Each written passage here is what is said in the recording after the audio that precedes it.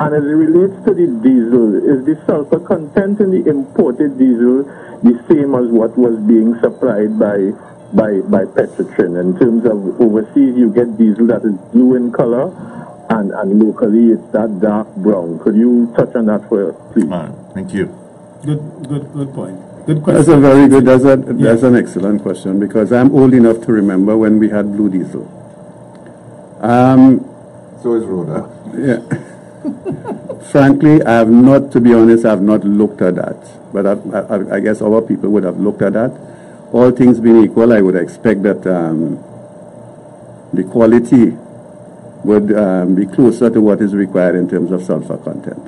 Morning, yes. I heard your presenter say, your guest, saying that they were consistent across with their supply. My question is, I went to a gas station in San Fernando, and the fuel was running slowly, very slow, but the machine that is showing the amount of money was running at a consistent speed.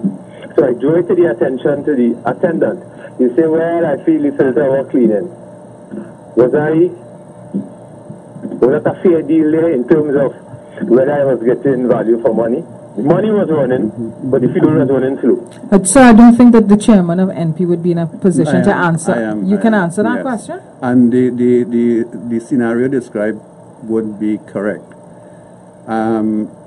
Every one of those dispensers have filters, which are changed regularly. They have a lifespan. And when they start to come pretty close to the end of the lifespan, they start to slow down. Despite that, you'll be paying for the fuels that you are getting. So it's not a question, it's you're being dispensed less because the pump is not as quick as usual, and you're paying the normal, you're paying for more fuel. Yeah. Let me assure you, that's a normal occurrence, but you can be guaranteed that you'll be getting the quantity of fuel that is dispensed. That is how the system is designed. And there's a protocol where again, there's a routine where we change those filters on a regular basis. So that what you have described there is actually quite correct. Well, that's the first time I heard that, and I'm happy that you responded, Mr. Hosein, because this should also be part of the education process that you'll embark on. I agree. Yeah.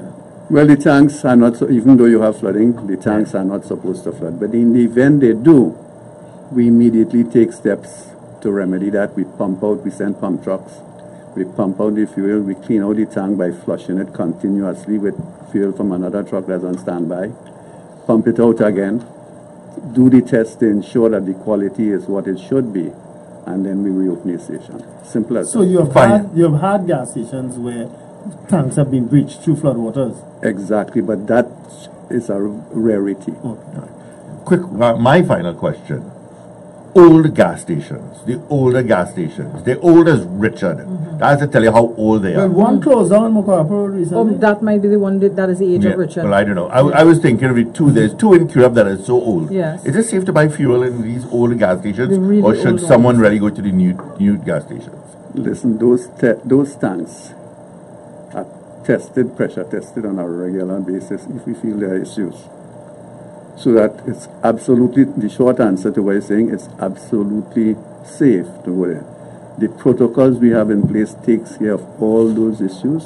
And in fact, while we have old stations, because we inherited them, and they might not be looking as we would want them to look. But if you look at the new stations we have all over the place, especially on the East-West corridor, you have Monroe Road now.